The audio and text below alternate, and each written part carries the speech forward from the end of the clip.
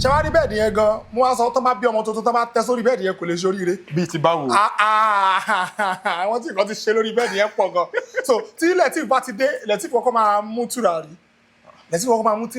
Lateef máa fi gbogbo inú ilé máa fi gbogbo inú pé ẹ yá wèrè ṣe mo máa sọ pé ẹ ti pa gbogbo inú ilé ìyá fi tùràrí kó tó lè ṣe prayer. Ó máa ń ṣe prayer. Bẹ́ẹ̀ni ara àwọn ẹ̀kọ́ tí mo tún rí kọ́ lára Lateef ńgbà yẹn ni pé àwa máa ń sùn.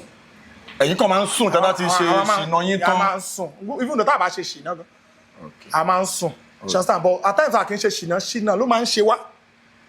Jẹ́jẹ́ lẹ máa ń dúró ṣìnà máa ṣe wá so Lateef máa ń sùn gbàgbé máa jí lóru màá kàn bá Lateef tó ti ń pray but àwọn àgbà yẹn á wò pé normal bọ ká tó wá padà mọ̀ pé àdúrà èmi wá padà pé àdúrà ní ọ̀pá Kristẹni Bíbélì ní ká máa gbàdúrà láì sinmi àti láì ṣàárẹ̀ torí búburú ní gbogbo ọjọ́ Sunday one. Okay, now mo fẹ́ kẹ́ fún wa ní experience yín lórí set yẹn because Ayélọ́jà will be remembered as one of the greatest Yoruba movies of all time with the performance of Bọ̀dá Ibrahim Chatta. So kí ni experience yín kí ni relationship yín pẹ̀lú Debbie Shokoya àti àwọn tẹ́jọ wà ní storyboard? Firstly, I want to say a very big thank you to Sharafa Olabode, Mr. Aye Shasta, because ká tó bẹ̀rẹ̀ film yẹn. So gbogbo yẹn ni Sharafa rí tó fọ pé kí náà lè fi compensate àwọn guys yìí ó náà fi pí ẹ wá papọ̀ tá fi ṣe Sunday nínú Ayélọ́jà. So Debbie Shokoya àtẹ̀dẹ̀sán yẹn Debbie dé bá wa lọ́dọ̀ Sharafa ni. Bí ti báwo? Dùn àwa la sign form yẹn. Form ta ni? Form Debbie Shokoya ṣé mo pé téèyàn bá wá storyboard entertainment Sharafa ló ní. She understand. So téèyàn bá wá tó fẹ́ join school yẹn ó máa gba form. She understand. So ìgbà tó dé kó lè bá mọ̀ pé kí o ọmọ storyboard ni. Ẹ̀yin wa ni Debbie dé náà but lẹ́ni o lè ti wà ń bẹ̀ jù wá lọ àgbà fún o she understand. Because ẹni tí Ọlọ́run bá ti gbéga kéèyàn gbà fún but ọmọ wa ló jẹ́ òǹgò ní sọ pé rárá. Hello everyone, you are welcome to another smashing edition of Unscripted with Jeff Owolewa. You know on the show, you know how we do it now. Amanwi Konko Loju Oloroni. On the show today, I have one of the craziest actors in the industry. Yeah, Emma Wope the craziest actor. Yes, I'm telling you. Because this guy is very spontaneous, very, very talented. He's very, very young. Join me as I welcome Iberu Baba You are welcome to the show. Jeff. Baba. Àwọn èèyàn máa ń gbọ́ Itu, a máa ń wo àwọn movies yín, you know. Who is Itu? Ibo ni Itu ti bẹ̀rẹ̀? Ṣé ọ̀dọ̀ Sharafa Olabode lẹ ti bẹ̀rẹ̀ ni? Àti pé a ti tó how many years ẹ ti wà nínú industry wa? Ẹ ṣé Itu pọ̀ gan, she understand. But nǹkan tó jẹ́ kí Itu tèmi yàtọ̀ ni pé ìbẹ̀rù wà lẹ́yìn ẹ̀, she understand. Itu ìbẹ̀rù. Ẹ ti understand, but Kehinde Ọládìtì lórúkọ mi, ọmọ Ìbàdàn ni mí. Ìbàdàn náà bí mi sí, Ìbàdàn ni mo dàgbà sí, Ìbàdàn náà mo ṣì wà. She understand. So mo bẹ̀rẹ̀ pé mo act film, she understand. Mo lè sọ bóyá bí 19 or 18 years ago. She understand. Like 19 years? Yes, bẹ́ẹ̀ ni sir. Lẹ ti wà nínú movie industry? Bẹ́ẹ̀ ni sir. Ẹ bá wò pé bóyá ọmọ ọdún mélòó lè bí gan àbí kíní kan bọ́ ọjọ́ wà lórí bíi kàlẹ́ndà aláfọwọ́ yìí o. Really? Ọlọ́run. So ọ̀dọ̀ Arakangudu ni mo ti bẹ̀rẹ̀. Because Arakangudu ó ní association kan wà kan AFOG, Arakangudu fans organization kíní kan she understand. So wọ́n lẹ́nìkan tó ń pè ní Michael Adedeji Flabo his blessed memory kọ́lọ́ba mi fọ̀run kẹ́ wọn. So àwọn ni wọ́n ṣalátọ̀nà bí mo ṣe débẹ̀ ń gbà yẹn she understand. So ibẹ̀ láti bẹ̀rẹ̀ kó tó di pé bla bla bla dọ́dọ̀ Sharafa. Yeah. She understand. Okay, now, area at the touch yẹn, mo máa fẹ́ kẹ́ expatiate lórí ẹ̀ because a máa rí actually nínú big blockbusters, films like Ayé Oyenusi, Ọmọ Agunpopo, Ayélọ́jà.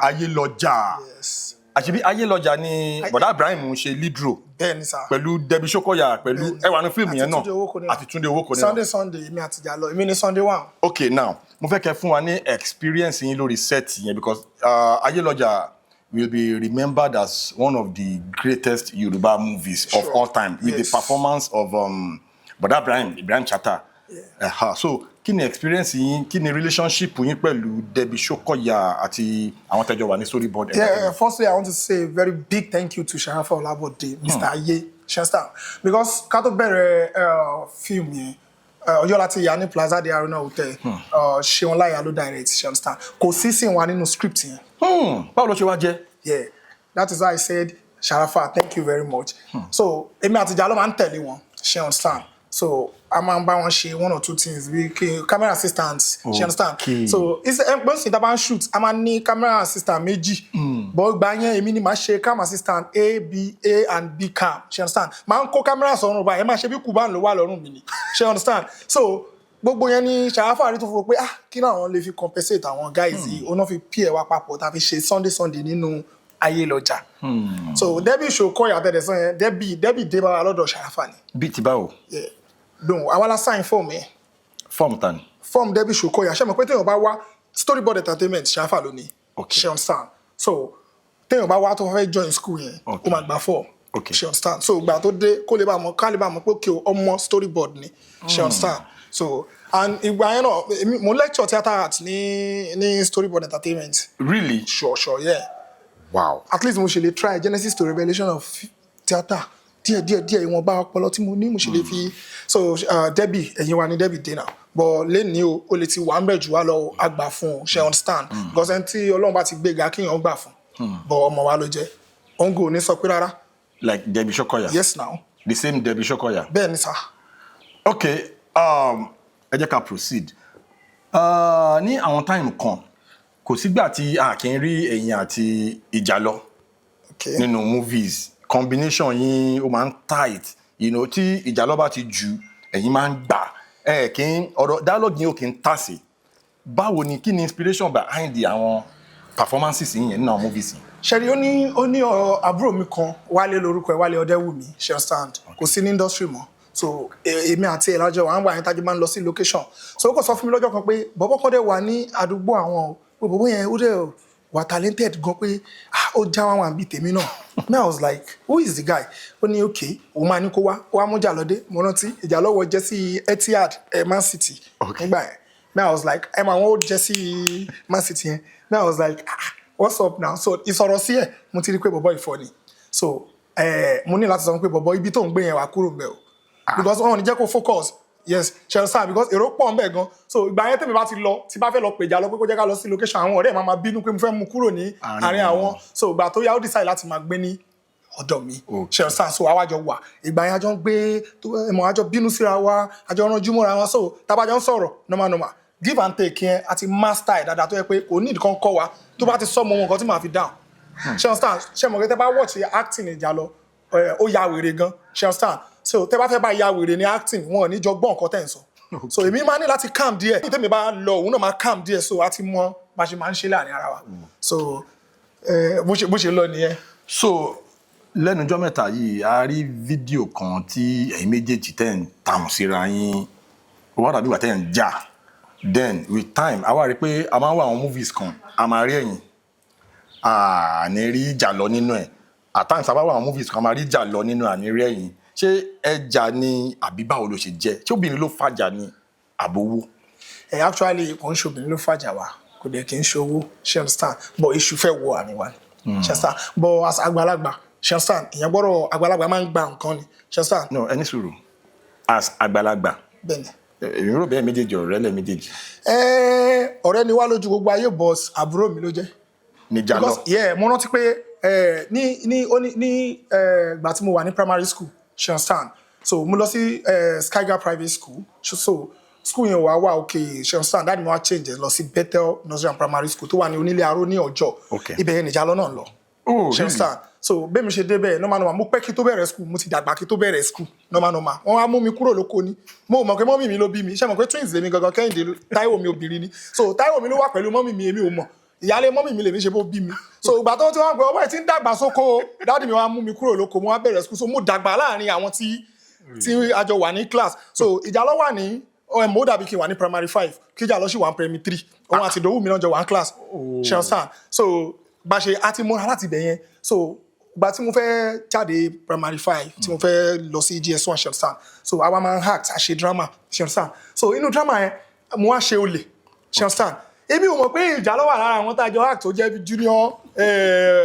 junior kìíní wa ṣe understand so òun ṣe ọlọ́pàá so àwọn kọrin kan because Hausa wà láàrin wa ṣe sá because ibi tán tá dàgbà sí tán bí wá sí nínú Strabag ní Hausa ló dominate gbogbo àdúgbò yẹn sáwá kọrin orin yẹn jẹ́ mọ́dára yẹn sà mọ́dára kárí àwa nínú so gbàtẹ́ everybody ṣáà ti lọ in a nutshell ṣe understand ọjọ́ gbàtíjà ló wá ń gbé lọ́dọ̀ mi tó sì ń gbé lọ́dọ̀ mi mo wá ń kọrin yẹn nínú lọ́jọ́ kan pé mọ́dára yẹn sà mọ́dára ó wá ń kọrin yẹn tẹ̀lé mi I was like ibo ló ti mọ orin ó ní primary school mo ní primary school ló ti jáde ó ní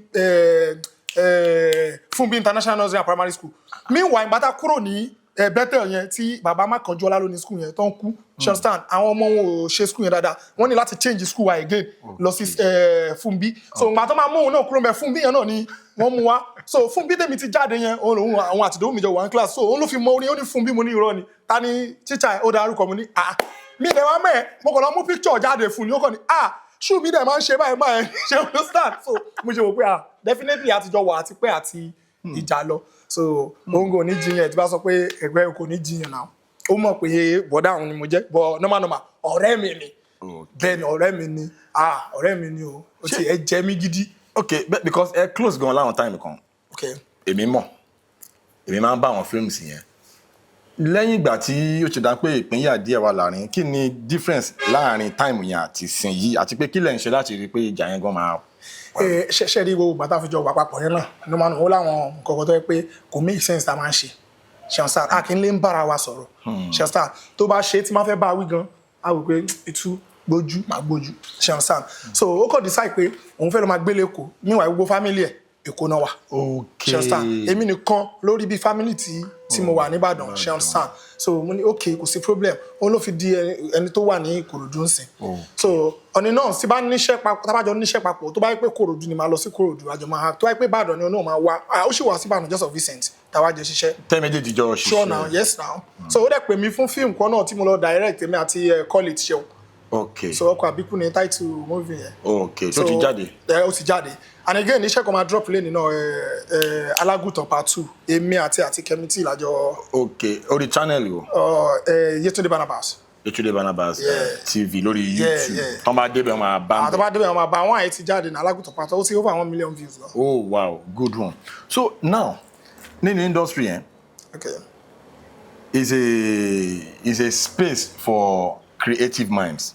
Yes. Kí ni the most challenging experience tẹ́ ní nínú ìjọba pé tẹ́ bá ń rántí bá bóyá ènìyàn ṣe kíní yẹn fún yàbí something lè gbàgbé mọ́ láyé tó dẹ̀ máa ń dùn yín gan kí ni nǹkan náà. Challenges tí mo ní ó pọ̀ but mo ò ní sọ because àwọn kan wà tí mi ò rí bí challenges sọ pé mo mọ̀ pé normal thing tí èèyàn máa gbà mọ́ra alákọ̀ọ́kọ́ ni pé industry àbàjẹ́ kíní kan àbàjẹ́ pé ẹ ó pè mí lórúkọ máa pè mí bọ̀dà ṣe understand pé ó ṣe máa bá mi sọ̀rọ̀ báyẹn meanwhile lọ́kàn mi èmi kọ́kọ́ mọ̀ pé ẹni yìí obviously mo jù lọ but torí pé nǹkan tá à ń wá ibi tá à ń lọ àwọn ò tí ì débẹ̀ àti ìdí so à ní choice láti ṣe kíni láti sọ pé okay sir yes sir so ìyẹn mi ò tiẹ̀ rí bí challenges but n tó dùn mí jù nílé ayé mi ó ní pé Alákàngúdù wá bá ọ̀gá mi Michael Adédèjì Flabo tí mo sọ lẹ́kọ̀ọ́ wọ́n bá wọn direct film kan ní Ìbàdàn ní Parkway Hotel tàbá ẹgbẹ́ Bovas báyìí láti máa yà wọlé Parkway ṣansan so meanwhile ìgbà yẹn tó wáyé pàwọ́ 10 lọmọṣẹ́ tá à ń lọ a máa dáwó láàrin ara wa tá a fi máa gba room ni kò sẹ́ni tó máa fún ẹ lówó room o kò sẹ́ni tó máa ra oúnjẹ fún ẹ o gbowó kankan o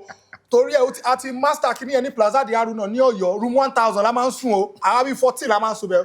14. bẹ́ẹ̀ ni a ju 14 lọ́gbà mi kò kí n ṣe pé bá pé room kan ni o inú hall ni mò ń sọ hall tó wà lókè yẹn ibẹ̀ ni àwa fún ní room 1000 so àwa rówó san mọ́ ó dà ipa ti lo bí 3 days kò sówó ta fẹ́ san wọ́n dẹ̀ da ẹrù wa sílẹ̀ láti orí upstairs báyìí wọ́n dà sílẹ̀ lẹ̀ wọ́n kí ẹ̀ bóyá nǹkan tó lè fọ́ wà ní báàgì ẹ̀ wọ́n kí ẹ̀ woman yẹn ó dà sílẹ̀ ṣọ̀nstan máa dárúkọ woman yẹn kò sí kankan tó máa ṣẹlẹ̀ máa dárúkọ wọn. Kí lorúkọ yẹn? wọ́n wá dá gbogbo akúnlẹ̀ sí tàbá ẹ̀ torí 70 naira tá a bá ń san ní local government Ìbàdàn North East ni mo wà nígbà yẹn àti ìjà lọ Ìbàdàn North East local government ọlọ́yẹ̀ ni tí a máa wá ń gbà yẹn ṣọ̀nstan a máa ń jó bàbá a máa jó bí wèrè a máa jó kò sí kankan but àwa sì rí passion ta ní fún ó sì jẹ́ ká dúró woman yẹn wá ń pè ní Ejide Ejide lórúkọ wọn náà Ejide yes now Ejide yes now Ejide Ìbàdàn náà wà wọ́n wá ń sọ fún gbogbo ata kúnlẹ̀ lọ́jọ́ yẹn pé ẹ̀ ní ṣoríire ní industry torí 70 naira yes so kíní yẹn máa ó jẹ́ nǹkan tí mo experience tó lágbára jù so mo wá dìímú látọjọ́ yẹn pé mo gbọ́dọ̀ succeed máa sọ fún Jalọ tí o bá fẹ́ rí lẹ́yìn tàwa bóyá bí 10 la bẹ̀rẹ̀ náà àwa méjì ló kù náà èmi àti Jalọ nìkan ló kù tájọ nínú àwọn tájọ bẹ̀rẹ̀ àwa méjì péré ló kù ṣé understand àwa ṣáà dúró tó bá lówó lọ́wọ́ a máa fi jẹun a máa fi finance ara wa ní location tèmi bá ní èmi máa ń ṣe carpenter because mo kọ́ carpentry work yeah mo lè build speaker àwọn speaker engineering yẹn mo lè build from scratch ó dẹ̀ máa sọ̀rọ̀ yes really ìgbà tí mo kúrò ń bẹ̀ yẹn ó ní mo lọ sí ibi tó ti ń kọ́ carpenter pé mo fẹ́ mọṣẹ́ because ó ní mo fi máa ń lọ site ṣé understand tí bá ti dé máa gba 2,500 máa fi 1,500 pamọ́ 1,000 tó kù yẹn a máa fi run things so ọjọ́ tá bá ní location inú savings mi yẹn ni màá ti lọ mówó tá máa ná so bá ṣe ń run ẹ̀ nìyẹn alhamdulillah lónìí Ọlọ́run ṣeun. tó máa ń sọ̀rọ̀ industry wa yìí yẹ Sharafa Olabode one of the most intelligent producers in the industry wa ni. Sharafa Olabode is one of the most prolific story writers in this our industry. As a matter of fact tí máa fẹ́ fún Sharafa Olabode ní flowers ẹ̀ tó deserve màá sọ pé Sharafa tí wọ́n bá mú top 10 best Yoruba movies ever fíìmù Sharafa tó máa wà ń bẹ̀ kò gbọ́dọ̀ máa mi fẹ́ exaggerate fíìmù Sharafa gbọ́dọ̀ wà ń bẹ̀ dáadáa 100%. so kí ni experience yín nígbà tẹ́ wà ní storyboard entertainment kí ni àwọn nǹkan. Firstly, I want to say a very big thank you to Sharafa Olabode. Once again. Mr. Ye, yes. Sharafa wọ́n take impact tó pọ̀ nínú ayé mi àti Jalọ. She understand. Mi tí bá ní kí máa sọ mo ní lè sọ tán. Ọlọ́run mo dẹ̀ gbàdúrà pé Ọlọ́run á jẹ́ kó pẹ́ fún wa. Àmín. Sharafa ṣèyàn. Àìmọye movies tó yẹ pé Sharafa fẹ́ ṣe kò ní zero wa ń bẹ̀. But torí pé èmi àti Jalọ bá ṣe máa ń jọ ń fúnra wa give and take yẹn ó máa ń jẹ́ kán ráyè create wọ́n kàn create scenes fún wa ó dẹ̀ máa work ayé lọ́jà ó dàgbé mo ti sọ́lẹ̀ kan kò sí scene wa nínú ẹ̀ náà wọ́n dẹ̀ create ó dẹ̀ work you understand wọ́n máa kó gbogbo ó work so many Sharafa ń director ni mo gbé fún wọn tán ẹ understand so tí Sharafa bá ń direct even though kó má pè wá sí location yẹn ká má sínú script rárá ká ní mo kàn ọ̀gá mo ní kí wá kí ni o á dẹ̀ máa ṣiṣẹ́ ó dẹ̀ máa work ó dẹ̀ máa ní mí ní. So Sharafa ti kópa tó pọ̀ nínú ayé wa mo lè sọ pé Ọlọ́run mi kékeré ni wọ́n ṣe pé Ọlọ́run wà mo lè sọ pé Ọlọ́run mi kékeré ni wọ́n. Sharafa Olabode. Bẹ́ẹ̀ ni sà storyboard entertainment ẹ wo ó lọ fà kò sọ ọmọ tó wá bẹ̀ tí ò ṣoríire ìjẹ́ ká kú àfi tí ẹni ò bá fẹ́ ṣoríire ká sọ pé wọ́n ti lo oríire rẹ̀ ṣe understand àbí tó yẹ pé òun gangan ó ti fi oríire rẹ̀ ó ti fi play kite tàbí tó yẹ pé ṣe pé òróró gbàlà míì wọ́n ti fi dín dòdò ẹlòmíì ò fi dín dòdò ẹlòmíì ò fi dín dùndú so ẹlòmíì lè fi dín àkàrà jẹ so wàá jàkàrà ẹ fún rẹ òróró gbàlà ó ti fi dín dòdò jẹ nìyẹn ṣó ti yé yín sà. ó ti yé mi ní industry ẹ ti sọ nǹkan tó dùn yín jù. bẹ́ẹ̀ ni sà. kí ni nǹkan tó dùn mọ́ yín nú jù tẹ́ lè gbàgbé jẹ́ pé tẹ́ bá rántí báyìí máa ní pẹ́ o. tí mi lè gbàgbé wọ́n máa ń pe ẹnìkan ní Sulaiman Ọ̀dẹ́bùnmi continuity ni wọ́n ṣàṣà continuity manager ni wọ́n wá pè mí lọ́jọ́ kan pé itú a lọ sí location a lọ shoot movie yẹn ní Àpáta after Àpáta bóyá bíi wire and cable ṣá after Àpáta so èmi normally mo ti wò pé bá ṣe máa ń ṣe kò sówó kò sí kankan so mo ti guide látara hustle tèmi ṣe understand so bá ṣe wá ń bọ̀ àti kúrò location yẹn wá dé gate níbi yídi gate yẹn so àwọn fẹ́ máa lọ sọ́nà Yemẹtu èmi mo ń bọ̀ àsọjọ it was like itú owó iṣẹ́ ìlélẹ̀ o I was like ọ̀gá ṣọ́gà mú mi ṣeré ni wọ́n fún mi ní 500 naira inú mi dùn tó jẹ́ pé mo máa rántí ẹ̀dẹ̀ ni pé nǹkan tó jẹ́ kí tó múnú mi dùn ṣé mo pé ẹ lè pè mí sí mọ́mísì kí ni màá gba 200k kí ni màá gba 300,000 tó bá wọ̀ fún yẹn máa san tẹ bá rẹ́ lómi ẹ máa pè é tó bá yẹ pé mi ọgọ́lẹ́ fẹ́ lo ẹ lè sọ pé itú rẹ̀ gba 100 lọ́wọ́ mi tó bá wọ̀ fún mi náà máa gbà bọ́ 500 naira yẹn ó ní mí nìsí ayé mi gan sa so Sulaiman Ọ̀dẹ́bùnmi náà ó múnú mi dùn mi ní parọ́ fún yín sá. That's good. Abala tá dé yìí òun la máa pè ní the most famous phone call. Ẹ máa gbé fóònù yín ẹ máa check contact yín ẹni tó popular jù lórí contact yín tẹ́ mọ̀ pé ẹni yẹn tó bá rí call yín báyìí ó máa pick ẹ̀ kò lè fojú pa yín rẹ́ most important call la máa ń pè lórí ètò so ta lẹ́ni yẹn ẹ máa pẹ́ nìyẹn lórí ètò ká ní pẹ́ nìyẹn lóòótọ́ tó bá rí call yín báyìí ó máa gbé call yín ẹ kàn máa pè hello Ìtú ló ń sọ̀rọ̀ mo wà lórí program kan báyìí mo kàn ní kí n gbóhùn yín kí n kí yín ni tá a sọ. fóònù. Tálẹ́ nìyẹn. Abẹ́fẹ́ ronú sí. Ó lọ fà o. Mo láwọn tó popular gan lórí fóònù mi. Mo as a popular at your back. báwọn olóyìnbó ṣe máa ń sọ. Ní ìjọsìn máa gbé kọ́ mi. Let's try it. Àyà. Ẹ̀yin tiwa nílé ẹ ṣáà ti rí bí ó ṣe ń lọ abala táwa yìí ló ń pè ní the most famous call, the most famous phone call. Guest tá gbé wá. Hello, the person you are calling is on another call at the moment. Wọ́n wà lórí call. Do hold on. I'll call back later. Ṣé kí n pẹ́ lómi? Thank you. Ẹni yẹn máa gbé o. Ẹ máa gbé. Àdè máa gbóhùn. Ẹ máa gbé. Ohùn yẹn àwọn ará ilé máa mọ ohùn. Bẹ́ẹ̀ ni lágbára Ọlọ́run.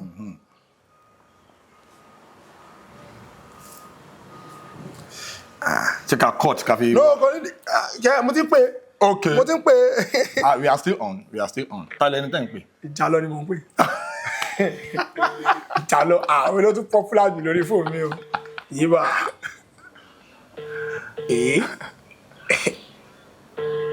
Kò má tí ì gbé kẹ. À ń dúró. Ẹ tẹ́ máa pè tí ò ní bójú yín jẹ́ yín o. Ìjàlọ òòṣà. Owó bàbá Dámì. Káyé bàbá ẹ olórí bú ẹ wò bóyá ti rí. Ìjàlọ ni olélẹ́yìí ẹ. Ìjàlọ kí ló wá fún un? Ọmọ kan ló wá bá mi lé láìpẹ́ yìí o. Ó lo fóun lóyún. Bó o ní báyìí? Oyin jogun. Ó sọ pé mo transfer sí. O transfer oyún sí ni. Kò sí ìwọ ló fún. Èmi kọ́ láì ṣe káàdì. Láì ṣe káàdì. Ọmọ ìyá mi mo wà lórí program ni o. So wọ́n wá ní ta ló popular jù lórí fóònù mi kí n pè é. So o ní mo ṣe pe nọ́mbà pé ìwọ ló popular jù ó yá bá olóòtú ètò sọ̀rọ̀. Ìjàlọ. Jeff ló sọ̀rọ̀ Tony Montana.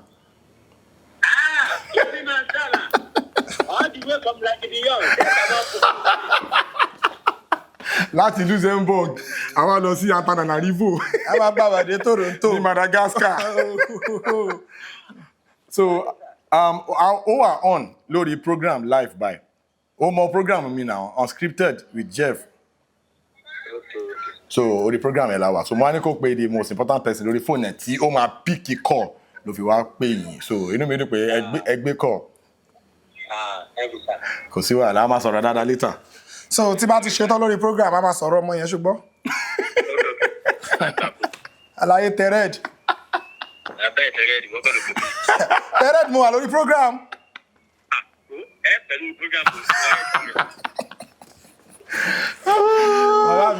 So wow lovely one torí òun ló máa ṣe ń da kí èèyàn lẹ́ni ní mo ẹni tó bá lẹ́ni ní mo sàn kò ní mu kíkan. Ẹlòmíì máa ń mu kíkan gbà mí o. Bí ti báwo. Ẹ máa lẹ́ni mo sàn ó máa ń mu kíkan o. Tẹ́ni yẹn ò bá lóyà sí wa mu kíkan àbí tó yẹ pé ẹni yẹn sán kú lójijì tí ó mọ̀. Báwo ló ṣe wá máa mu dídùn. Lẹ́nu ọjọ́ mẹ́ta yìí lẹ́nu ọjọ́ mẹ́ta yìí àwọn kankan ṣẹlẹ̀ ní industry tẹ́ pé lady kan kú lánàá. Bẹ́ẹ̀ni. Ìkan náà kú recently. Ó ti wá ń di méjì ó ti ń di bí mẹ́ta in the space of in a short period of time. Okay. Kí lẹ lè rí sọ sí in the industry. Kò síbi téèyàn ti kí ń kú. Okay. Ojoojúmọ́ lèèyàn kú ojoojúmọ́ náà dẹ̀ ń bíyàn but nǹkan problem ta ní pẹ̀lú àwọn èèyàn ni pé torí pé àwọn people yìí wọ́n ní fame stand ayé ìlú mọ̀ọ́ká ni wọ́n so tó bá kú ó máa go by pé ẹni báyìí kú o ẹni báyìí tún kú o normal tẹ́ni yẹn bá kú tí kò bá sẹ́ni tó dá ẹni yẹn mọ̀ kò sí bá ṣe fẹ́ kò sí bó ṣe fẹ́ sọ pé bóyá pé wọ́n sọ pé èèyàn kú àìmọ́ yẹn tó ti kú tó yẹ pé behind the camera kìíní ni táwọn èèyàn mọ̀ you understand so kò sí kankan nǹkan kò ṣe wá o ìkọ̀ kò ṣe wá ìkọ̀ òṣèyìn náà ṣé bá jọ wà ń bẹ̀ náà nǹkan tẹ̀ ní ṣe wá kò ní ṣe wá gbìnrín àgbèjà gírin àwọn eléyìí ò ní kú kàn gbìnrín àgbèjà gírin ẹni tó bá ní kẹ́ ẹ kú oní ó gbà kú yín kú gbìnrín àgbèjà gírin ní ṣe babaláwo. Ibo lẹ ti rí lamba. Inú fíìmù ni. Okay, now let us go to let us delve a little bit into the nitty-gritty. Àwọn scope àwọn lambas tẹ máa ń jù nínú àwọn films yẹn mo fẹ́ kẹ́ fún wa ní a little display mo mọ̀ pé ètò ìjàlọ sí ń bí but ẹ jẹ́ ká imagine pé ìjàlọ jókòó báyìí ẹ fún wa àwọn èèyàn wọ́n fẹ́ feel yín. Ṣe rí on the norms nǹkan tá a máa ń sọ lamba yẹn kò wá scripted. Òun ni mo ṣe sọ pé one of the most spontaneous actors so ó ti dé nìyẹn. tẹ́ bá wo movie Ajẹ́kùnrin. Okay. So yes, Ajẹ́kùnrin. Yes. I was on set with Apá, Ìjàlọ àtèmi. So ṣe mọ̀ pé Apá náà dẹ̀ ni òun náà san lórí. Yeah. Ó ya wèrè gan. Ṣe understand? But pencil ló fi draw ẹ̀. ṣe understand ṣe pé tí bá ní mo ya wèrè pencil ni mo fi draw ẹ̀ ṣe understand so bá ṣe bẹ̀rẹ̀ normal Sharafa ní situation lélẹ̀ but mi ò lè máa kọ́ yín nìkan tẹ́ máa sọ so èmi mo bẹ̀rẹ̀ mo kàn ní ayi ìjà lọ ní jọmọ mo ní káíbọ̀ ṣe understand àwọn normal ṣe mọ̀ pé àwọn èèyàn ń fẹ́ trending àwọn èèyàn fẹ́ trending bí òkè orin Burna Boy kan wà tó kọ àwa lọ change àwa ní yé òkun lémi má lọ tẹ̀mí lọ́yàn Jerusalem àtàǹbà káyàn mọ́ wòrò ó di wòrò sí wòrò understand bí wọ́n ní things wọ́n lọ mọ́ wọn ẹ̀wọ̀n mo ti mú wọn lẹ́mọ̀ tún wọ́n ní ká lọ múra ní 3 wá àwa sọ pé àwọn ìyá wa ti tuẹ́ ṣe understand gbogbo àwọn kìíní yẹn normal a máa mú wá àwọn kan máa ṣe kíni a máa inject ẹ̀ tá bá dẹ̀ ti inject ẹ̀ ó dẹ̀ máa ṣe kíni ó dẹ̀ máa work. You understand? Ó ti yé mi. So tẹ́ bá fẹ́ ní problem ní ìsìnkẹ́ sọ pé kí wá lọ act English. I go Unipetro. Unipetro? Yeah, I have HIV in English. I have Ebola in mathematics. So normal àwọn yẹn ṣì wà ń bẹ̀. Okay. Kini most challenging roles tí ẹ ṣe nínú movie because I know that you guys are very deep when it comes to comedy. Ẹ ṣe. Èyí tó yẹ pé tó ń gbé wá gbé role yìí lẹ máa ṣe o. Tó wá le. It's out of your niche. Ọlọ́run mi ò ṣe mọ̀ pé ọ̀nà norms kò dá kí ẹ máa stereotype rẹ̀. Of course. Ṣẹ́sàn. Wọ́n wá ní kí n wá ṣe tọ́ọ̀gì. Ṣẹ́sàn. Wọ́n wá ní kí n wá ṣe olórí ẹ̀mọ̀ ẹni tó jẹ́ bí gang leader. Ṣàfọ̀ Ọlábọ̀dé ni o. Wọ́n ṣe comedy fún mi o. Mo ní okay wàá ṣe irun ẹ̀ báyìí wàá wọṣọ báyìí aṣọ mo dẹ̀ láwọn bùtẹ́gà gan wọ́n máa mú kọ́ lọ bọ̀ mo láṣọ tíyàn lè fi ṣe ni èmi gangan mú ẹ̀ tí tó bá yẹ débẹ̀ mo rò pé báwo mo ṣe fẹ́ bára mi nínú character ọ̀rẹ́ mi kan ní kí lọ ṣáyó mo rò pé tí bá lọ ṣáyó máa misbehave so bọ́n ṣe first thing máa kọ́ ṣe mo kàn wé kí ni mo lè ṣe mo kàn ní àlàyé wọ́n lọ mọ ṣe bí gbà pé o ní scholarly lórí àwọn oní status kan bẹ̀ yẹ só ti yẹ ẹ̀yẹ ọmọ ó yá gba etí ẹ̀ Sharafa ní ó ní comedy inú mo ní mo ṣọmọ ọ̀tá ni mo ní comedy ọ̀gá ẹ̀ ló lọ bẹ́ẹ̀ o ṣe understand ó dàbí kẹ́ni ẹ̀tẹ́ bá wo fíìmù sẹ́ni pé wọn kì í fi wá aṣọ ọmọ olówó wọn kì í fi wá ṣe yahoo boy. ẹni tó bá cast ní sọmọ olówó náà ṣé ẹ̀rọ bẹ́ẹ̀ kò miscast. wọ́n cast ní sáà bí kẹ́ni ká ṣe yahoo boy ṣe ẹ understand but ẹni gateman bí ẹni tó ti ya wèrè nù bí àwọn tó sinwin bẹ́ẹ̀ tó ti ṣubú bedroom tó ti forí gbálẹ̀ ṣe understand so àwọn role kan wà tó jẹ́ pé normal a máa ṣe o but mo lè má ṣe tó àwọn tó jẹ́ pé wọ́n ti stereotype ara wọn lórí lórí irú àwọn role báyẹn pé làwọn ń ṣe so but ẹ mọ̀ pé normal díẹ̀díẹ̀ náà ni àwọn kókó lọ́wọ́ ṣàánú bàbá mi kò sọjọ́ tí ẹ̀wẹ̀ mọ̀jẹ̀ ń sọ kátó fẹ́ sọ yẹn tí bá sọ ó lè lọ fà àbí jẹ́ kí n sọ. ẹ sọ feel free unscripted ni so feel free. Jeff ẹja kú mẹ́. ẹ máa sọ o ẹ máa sọ àfi kẹ́ sọ torí tẹ́ bá sọ àwọn boys wà ń ta o wọ́n bí kò. kí ló máa ṣe. tẹ́ bá gbọ́ tatatata àwọn boys ló jẹ́ bẹ́ẹ̀. tó máa ti wá sọ tatatata èmi kò parí ẹ pé alanta èmi á sọ fún wọn pé ìtàlẹ̀ wa o ṣe pé ìtàlẹ̀ sọ pé ń wà tó máa ti wá sọ pé tatatata èmi ní alanta ìtàlẹ̀ wa so èmi lè gba ọ̀nà ẹ̀yìn báyìí mo lè gba abẹ sálọ. ẹ sọ fún wa Jeff bàbá mi. ẹ sọ fún wa. ok yẹ ṣe ìrántí nǹkan tí mo fẹ́ sọ yẹn. mo wà interested àwọn aráàlú gan wà interested náà fẹ́ gbọ́ mi ìdẹ̀kẹ́ like break out wọn. nínú nǹkan tí mo fẹ́ sọ yẹn.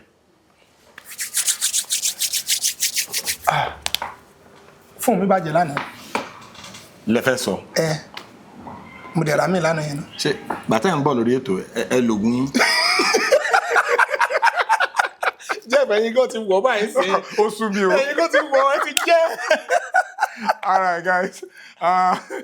Ká tó wrap ètò yìí up, kí ni ọ̀rọ̀ ìgbìyànjú bọ́lá ìfẹ́ encourage àwọn fans yín then àwọn new artists wọ́n ṣẹ̀ṣẹ̀ wọ ní industry kí ni ọ̀rọ̀ ìgbìyànjú fún wọn then ẹ wá sọ movie tẹ́ ṣẹ̀ṣẹ̀ ṣe àbí tẹ́ ti ṣe tó wà lórí YouTube tó ń sọ fáwọn aráàlú. nǹkan tí mo fẹ́ sọ kò lọ fà rárá ọ ni pé tó bá ń rò láyé pé ẹnìkan jù ẹ lọ ìwọ náà jù àwọn kan lọ ṣe understand so àárín ló wà.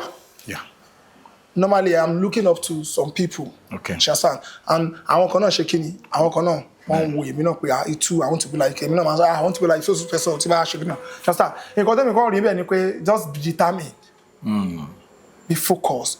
Shasan. Kéèyàn wá determined pé nǹkan yìí mo gbọ́dọ̀ ṣoríire ní díẹ̀. Kéèyàn dẹ̀ ní àfojúsùn tó dáa. Kéèyàn bá ń ta òkúta láyé má ní lọ́kàn pé ó ní ṣoríire ń bẹ o. Tó bá ní lọ́kàn pé ó ní ṣoríire yẹn ò dẹ̀ ní ṣoríire yẹn. But tó bá ń ta yẹ̀pẹ̀ tó bá yọ yẹ̀pẹ̀ tí mò ń ta ẹ máa fi ṣoríire máa fi ṣe kíjú máa fi ṣe nǹkan tó dáa èèyàn máa ṣe o because àníyàn Ọlọ́run máa ń gbàdúrà yàn ṣe understand so mo rántí ẹ bá ti jẹ́ kí n sọ yín náà. Gbé wa débẹ̀. Ìgbà yẹn tá àjọ wà pẹ̀lú Lateef Adedimeji àjọ ń gbé nínú Strabag lọ́jọ́ wọn yẹn inú yàrá kan àwọn bóyá bíi 7 or 8 or 9 à ń gbé bẹ́ẹ̀. Lateef Adedimeji èwo. Lateef Adedimeji kan náà. Lẹ́jọ́ ń gbé bo. Sure na àjọ ń gbé Strabag lọ́jọ́. Like the same Lateef Adedimeji. Yes now. Báwo ni bẹ́ẹ̀ à ń gùn yẹn ṣe rí. Ghetto ni ọ̀dọ̀ àwọn àbókí ni. Ṣé ẹ lọ fíìmù bẹ́ẹ̀ ni. Rárá family house wa ni. Lateef Adedimeji wa ń gbé bẹ́ẹ̀. Bẹ́ẹ̀ ni sà àjọ wà ní. Tó bá ti lọ sí location lọ́yọ̀ ńgbà yẹn tó bá ti ń bọ̀ a máa wá sí ọ̀dọ̀ wa lọ́jọ́. Tó bá ti kúrò lọ́jọ́ wa ń lọ sí location mi wọ́n máa lọ wọ́n ti padà àjọ wà ní 100%. Lẹ́jọ́ ń gbé. Ọ̀yẹ́ náà orí ètò mu àmọ́ ò lè parọ́. Any sùúrù because let us get it straight up because Lateef Adedimeji is one of the biggest actors in Nollywood. Yes. Lateef wo lẹ́yìn sọ ṣé jà lọ ti ń jẹ́ Lateef ni kò yé mi. Lateef Adedimeji kan náà Lateef Adedimeji. Okay. Èmi Ìjàlọ ẹni kọ́lọ́n fọ̀rùnkẹ́ ọmọ kọ́lọ́n fọ̀rùnkẹ́ òun náà bọ̀ kò tí kú tiẹ̀ kò tí kú bọ̀ bí Kọ́lọ́n lọ́ra ẹ̀mí ẹ̀. kò tí kú bọ̀ kọ́lọ́n lọ́ra ẹ̀mí ẹ̀ Ìjẹ̀ṣà lórí burúkú nìyẹn náà Chestan ó di 5 tí mo kà Kúnlé náà ò sí mọ́ Wálé bí 7 tí bá ṣàní kí n kárádà bí 7 là ń gbé nínú. Inú flat apartment. Yàrá kan bí kí o gan tó ní because ìgbà tí dáàdì mi fẹ́ fún mi yàrá ń gbà yẹn mo ní kó má fún mi sí inú building gangan because mo lè pẹ́ wọlé so ẹ̀yìn ìkúlé yẹn so a máa ń gba fence àbí ká gbójú window wọlé ṣẹ́sà so ó pè wá ń gbà yẹn àti táwọn ọmọ yẹn bá fẹ́ wá wá. Tẹ́ bá gbóbìnrin wa ẹ̀yin guys méje. Yes sir. Pẹ̀lú. Bá ṣe máa ń ṣe lélẹ̀ ẹni tó bá ti gbé ọmọ wá òun ló máa sun orí bẹ́ẹ̀dì kò ń ṣe bẹ́ẹ̀dì tó ga bẹ́ẹ̀dì flat one yẹn bẹ́ẹ̀ ni sà ṣe wá rí bẹ́ẹ̀dì yẹn gan mo wá sọ tó bá bí ọmọ tuntun tó bá tẹ́ sórí bẹ́ẹ̀dì yẹn kò lè ṣe oríire. Bíi ti báwo.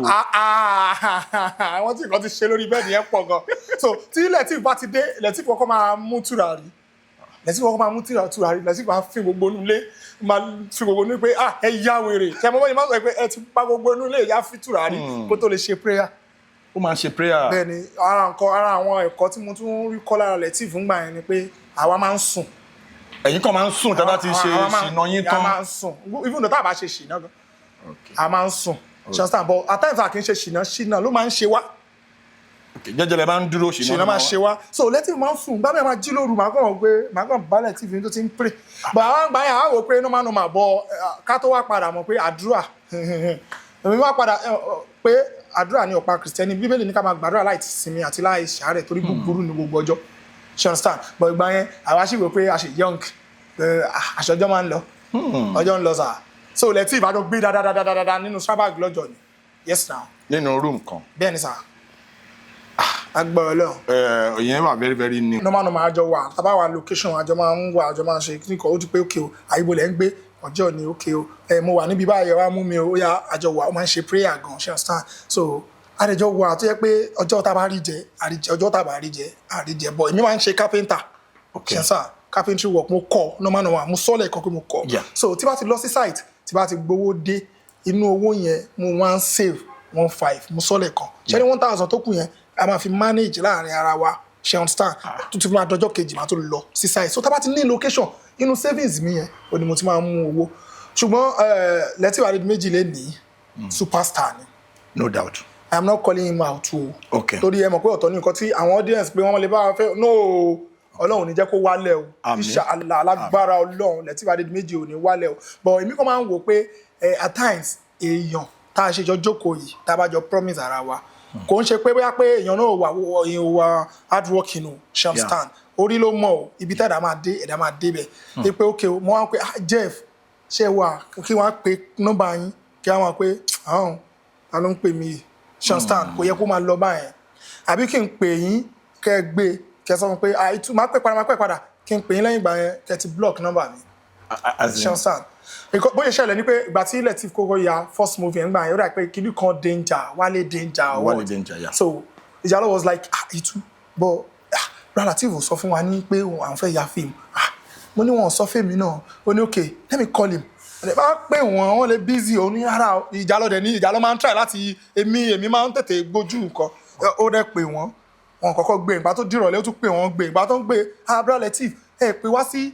movie náà gbọ́pọ̀ ìṣiṣẹ́ kò sí ròyìn nínú movie normal which is normal èèyàn lè lọ sí location kò ń ṣe gbogbo location èèyàn ti máa ń ṣiṣẹ́ yeah of course èèyàn máa kọ́ nǹkan 2 mẹ́ta ní location tí yóò bá ṣiṣẹ́ ṣe understand so gbà tó di pé everything boom ṣe understand tí gbogbo ẹ̀ kàn lọ bí jet àwọn pé Ọlọ́run ṣe àdúrà tá à ń gbà náà ni pé kí á débẹ̀ o ó di pé a máa pè ẹ̀gbọ́n ò gbé kọ̀ ṣe understand alpha tábà pàdé location normal ẹ mọ celebrity life nkálukú máa wà nínú mọ́tò ẹ̀ ni ṣe understand àti lọ bá súnmọ́ wọn gbọ́ngbà mi gan-an yàn máa bẹ̀rù pé ẹ máa gbọ́ kò ń ṣe ara ta o colleague ni o because normal ẹ jù mí lọ bọ̀dá mi lẹ jẹ́ but àjọ ń ṣiṣẹ́ kan náà ni mo lè sọ pé colleague mi ni yí ṣe understand bọ̀dá mi lẹ jẹ́ so ṣé àti súnmọ́ yín ṣó wá yẹ kó le fún mi. kò yẹ kó le náà. bọ́ mi ní wà torí pé tí n bá wá mi mo bẹ́ẹ̀ ṣe máa ṣe sí mi ẹ̀yin tẹ́ ń wò mí látọ̀kọ́ tẹ́ sọ pé ìtú òya wèrè ní máa bọ̀ mi bí bá ṣe máa ń ṣe tẹ́lẹ̀ tí ò sí yẹn tẹ́tí level wa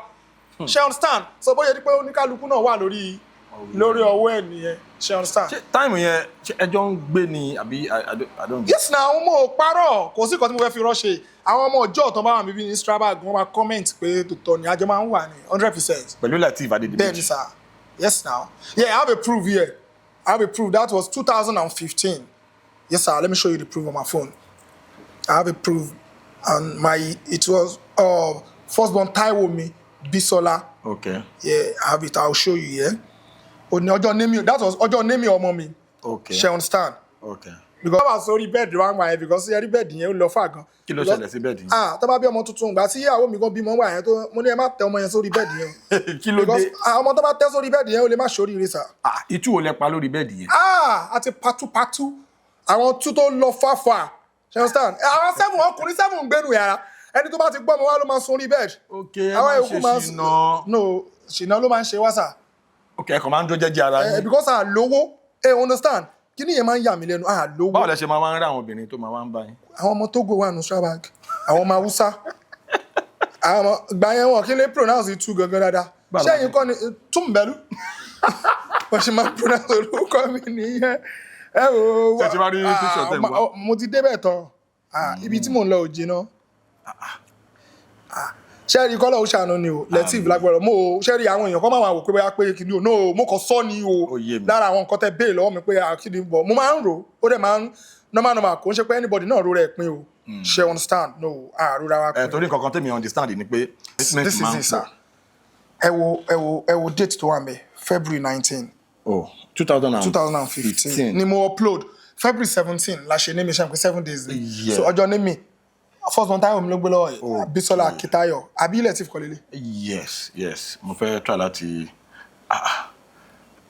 wow. inú Strabag tí mo sọ fún yẹn lélẹ̀. ṣé ti mo fẹ́ kẹ́ get ẹ̀ dáadáa because onírọ́ ló máa ń sọ pé ẹlẹ́rìí òun wà ní ọ̀nà mile 2. kò sí nǹkan tá a fẹ́ fi ránṣẹ́ sá tẹ́ bá lọ wo comment tó wà lọ́ndà post yẹn ẹ wo nǹkan táwọn tèmi mi who is this. nígbà yẹn sà èmi wá dá lóhùn mo wá sọ pé that's my twin sister daughter and Lateef Adedimeji movie actor ó wà ní okay that's very good yaga. so àwọn tí ẹjọ́ wà ní Strabag ṣebí kì í béèrè pé Lateef. wọ́n máa ń béèrè lọ́wọ́ dáadáa àwọn èèyàn máa ń fi wá pa gan.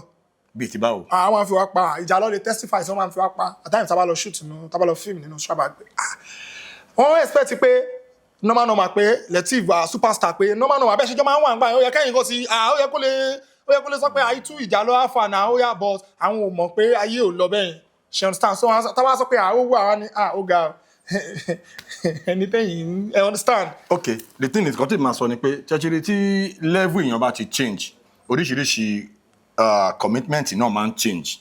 So, but bẹ́ẹ̀ ṣe wá sọ lórí ètò yìí nsìn mo mọ̀ pé if Lateef eventually sees this video he will actually take into cognizance láti reach out sí yín pé okay àwọn guys mi lélẹ̀ tàjọ máa ń run things ní 2015. Yeah, but just of recent sir nǹkan kan ṣẹlẹ̀ ìjà ló wà ní location kan pẹ̀lú icon iṣẹ́ kẹ́mítì ní Abẹ́òkúta yẹ so wọ́n wá ń sọ̀rọ̀ ọ̀rọ̀ wa kàn rọ̀ pé àìtú àtìjà lọ àwọn náà Lateef gangan ló sọ fún wa pé àtijọ́ wà rí àtijọ́ gbé rí kílùkọ wọ́n wá ní kó pè mí èèyàn ìjà lọ wá pè mí so I went to that location. Yeah, I went to the location.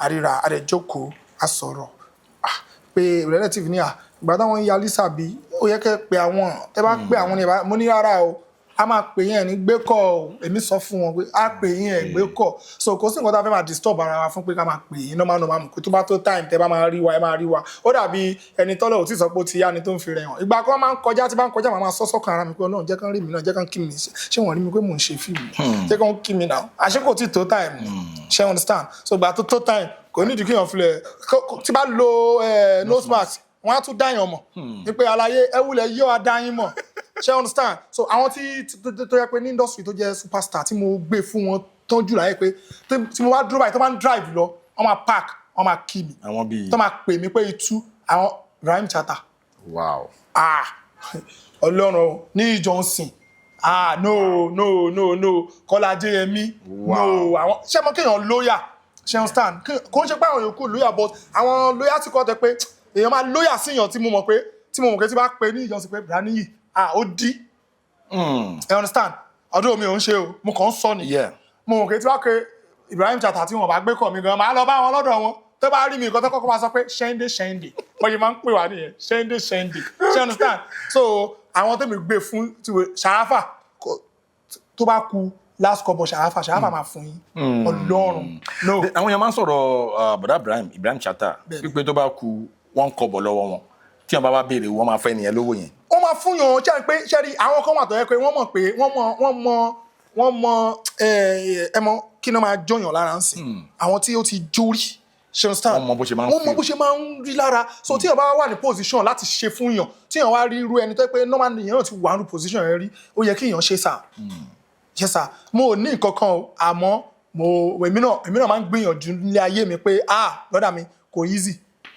so tí bá ti lọ sí site tí bá ti gbowó dé inú owó yẹn mo wá ń save 15 mo sọ́lẹ̀ kan ṣe ní 1000 tó kù yẹn a máa fi manage láàrin ara wa ṣe understand tó ti máa dọjọ́ kejì máa tó lọ sí site so tá bá ti ní location inú savings mi yẹn ó ní mo ti máa mú owó ṣùgbọ́n Lateef Adedimeji lè ní superstar ni no doubt I am not calling him out o okay torí ẹ mọ̀ pé ọ̀tọ̀ ní nǹkan tí àwọn audience pé wọ́n lè bá wa fẹ́ no Ọlọ́run ní jẹ́ kó wálẹ̀ o inshallah alágbára Ọlọ́run Lateef Adedimeji ò ní wálẹ̀ o but èmi kàn máa ń wò pé at times èèyàn tá a ṣe jọ jókòó yìí tá a bá jọ promise ara wa kò ń ṣe pé bóyá pé èèyàn náà wà hard working o ṣe understand orí ló mọ̀ o ibi tá ẹ̀dá máa dé bẹ̀ pé ok mo wá pé Jeff ṣe wà kí wọ́n á pe nọ́mbà yín kí wọ́n á pé ta ló ń pè mí ṣe understand kò yẹ kó máa lọ báyẹn àbí kí n pè yín kẹ́ gbé kẹ́ sọ pé máa pẹ́ padà kí n pè yín lẹ́yìn ìgbà yẹn kẹ́ ti block nọ́mbà mi ṣe understand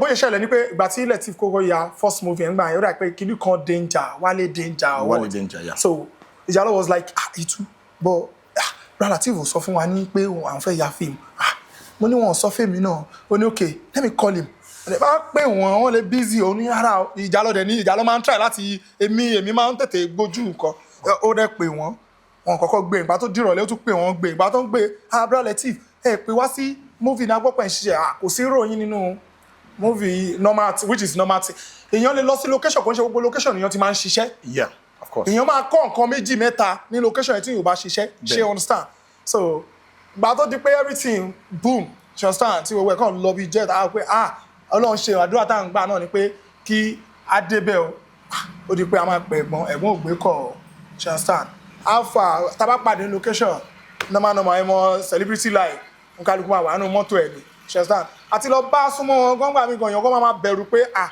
ẹ máa gbọ́ kò ń ṣe ara ta o colleague ni o because normal ẹ lè jù mí lọ bọ̀dá mi lẹ jẹ́ but àjọ ń ṣiṣẹ́ kan náà ni mo lè sọ pé colleague mi nìyí of course ṣe understand bọ̀dá mi lẹ jẹ́ of course so ṣé àti súnmọ́ yín ṣó wá yẹ kó le fún mi. kò yẹ kó le náà. bọ́ mi ní wà torí pé tí n bá wá mi mo bẹ́ẹ̀ ṣe máa ṣe sí mi ẹ̀yin tẹ́ ń wò mí látọ̀kọ́ tẹ́ sọ pé ìtú òya wèrè ní máa bọ̀ mi bí bá ṣe máa ń ṣe tẹ́lẹ̀ tí ò sí yẹn tẹ́tí lẹ́fù wa ṣe understand so bóyá pé oníkálukú náà wà lórí ọwọ́ ẹ̀ nìyẹn ṣe understand. ṣé táìmù yẹn ẹjọ́ ń gbé ni àbí I don't. yes na àwọn ọmọ parọ́ kò sí nǹkan tí mo fẹ́ fi rọ́ṣe àwọn ọmọ ọjọ́ ọ̀tọ̀ bá wà mí bí ní Strabag wọ́n máa comment pé tòótọ́ ni àjọ máa ń wà ní 100%. pẹ̀lú Lateef Adedimeji. bẹ́ẹ̀ ni sir.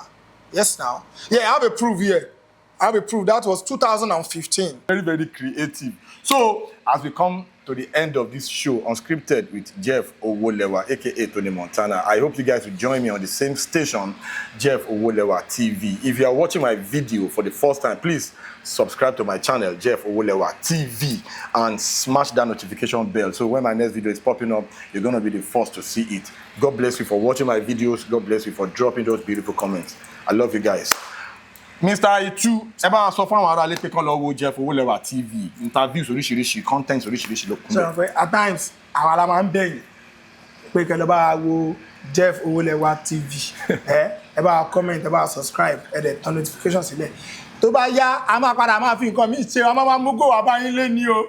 Bí ti báwo? Ẹnà ṣe máa ń bẹ̀ wọ́n tún máa ẹ wò kò kọ́ sí ní kankan Ọlọ́run kò sí pé wọ́n máa yọ owó ní ọ̀dọ̀ yín kò rí pé fẹ́ sanwó kankan ẹ kàn bá ṣe kí ni ẹ kàn bá subscribe ó ti yé yín báyìí ẹ̀yìn tèmi ẹ ní dáhùn mo tó a lè ó ti yé yín báyìí.